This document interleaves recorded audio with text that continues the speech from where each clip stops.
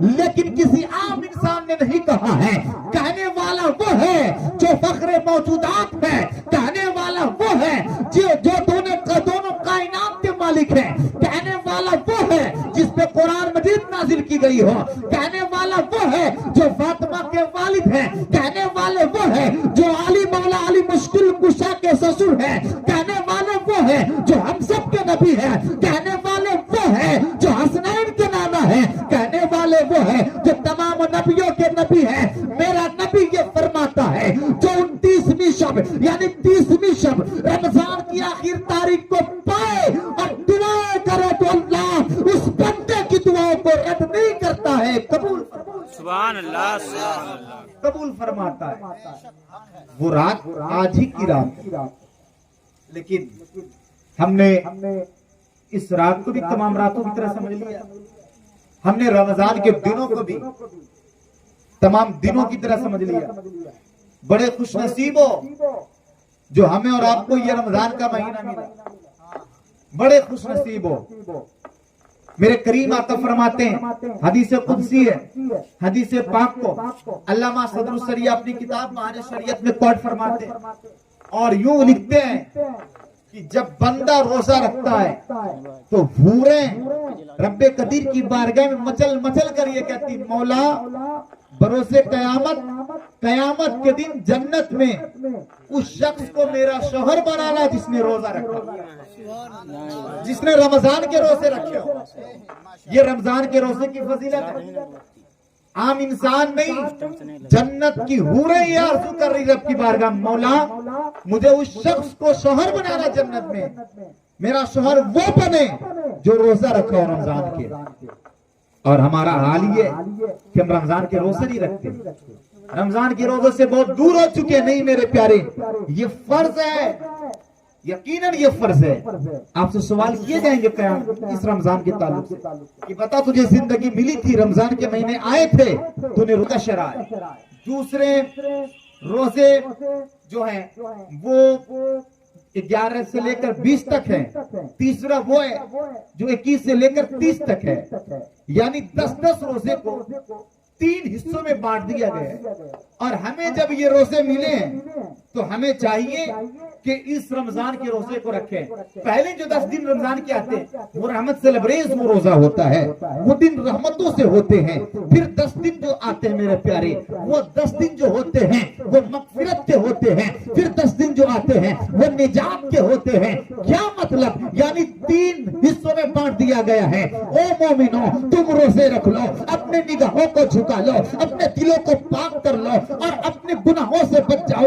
گناہوں کے دلدل میں نہ پھنسو، رب کی رحمتیں نازل ہوگی. آپ یہ کہو گے مولا میں غریب ہوں، آپ یہ کہو گے کہ میں لاچار ہوں، آپ یہ کہو گے مولا میں بڑا پریشان ہوں. لیکن جب روزے کی حالات میں رہو گے، جب دل سے دعائیں نکلے گی، رب قدیر کی رحمتوں کی جب بارش ہوگی نا، پھر وہ رحمت جب کی یہ نہیں دیکھے گی کہ تو غریب ہے یا امیر ہے یا سرمایہ دار ہے یا مفلس ہے، کیا ہے. نہیں، رب تو یہ دیکھتا ہے میری رحمت تو اس بندے پہ نازل ہو رہی ہے جو مجھے یاد کر رہا ہو، جو روزے رکھ رہا ہو، جو قرآن کی تلاوت کر رہا ہو، جو تراویح کی نمازیں پڑھ رہا ہو، جو پنجگانہ نمازیں پڑھ رہا ہو، جو زکات دے رہا ہو، جو فطرہ ادا کر رہا ہو، جو صدقہ ادا کر رہا ہو، جو رب کو راضی کرنے کے لیے رب کی بارگاہ میں اپنے مال کو بھی لٹاتا ہے، اپنے اولاد کو بھی لٹاتا ہے، اپنے جسم کو قربان کرتا ہے اور روزے رکھ رکھ کر جب دعائیں کرتا ہے تو رب قدیر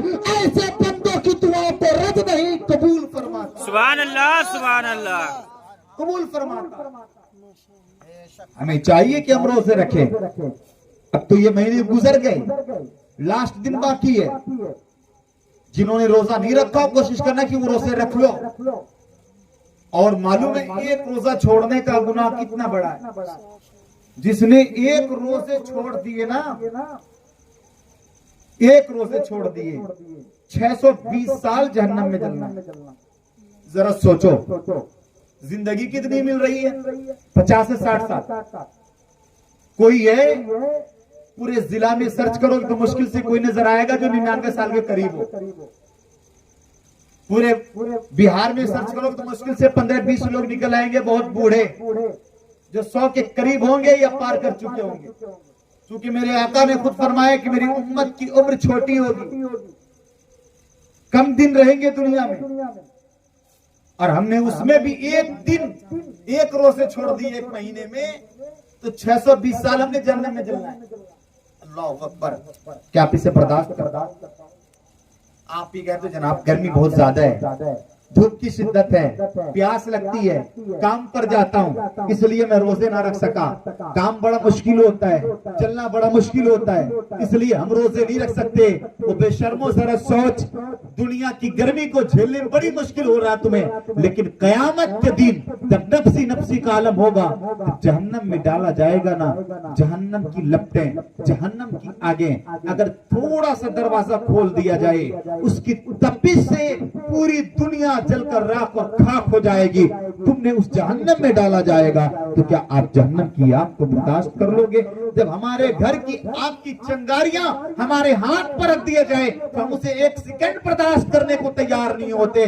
जरा सोचो फिर जहन्नम में पूरे जिस्म को जब डाला जाएगा तो फिर हमारा हाल क्या होगा, फिर हम वहां कैसे रहेंगे? ना मेरे प्यारे, जो वक्त मैसर आए, जो दिन आए ना, रोजे रख कर गुजारा करो और खुलूस इरादे से रहा करो, रोजे पूरे रखो, सदका भी अदा करो, फितरा भी अदा करो, अल्लाह ने दौलत दी है तो ज़कात भी अदा किया करो मेरे प्यारे।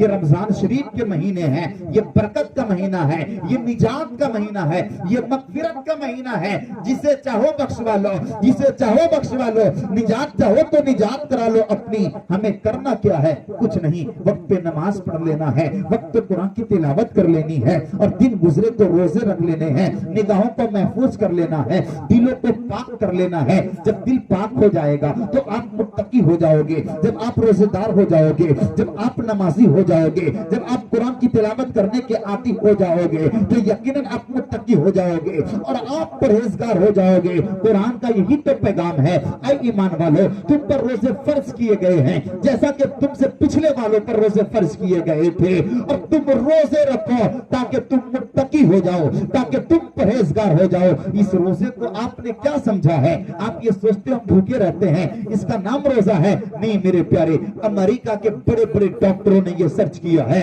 और वो डॉक्टर कहने पे मजबूर है, और ये मेडिकल का थ्योरी ये कहता है और उसकी रिपोर्ट ये कह रही है, अगर तुम चाहते हो जमाने में फिट रहना चाहते हो, और तुम ये चाहते हो फिट भी हो हिट भी हो, तुम ये चाहते हो कि तमाम तर परेशानियों से बचे रहो, तो कुछ दिन भूखे रहा करो, महीने में कुछ दिन भूखे रहा करो, साल में कुछ दिन भूखे रहा करो।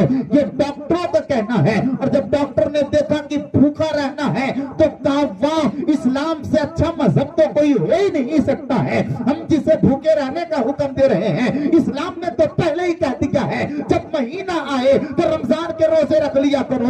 वो साल में 30 रोजे रखते हैं, वो 30 दिन भूखे होते हैं और भूखे रहते हैं, उससे फायदा ये होता है कि पेट की बीमारियां खत्म हो जाती है और उसका फर्ज भी अदा हो जाता है, उसका रब भी राजी हो जाता है। सुभान अल्लाह, सुभान अल्लाह।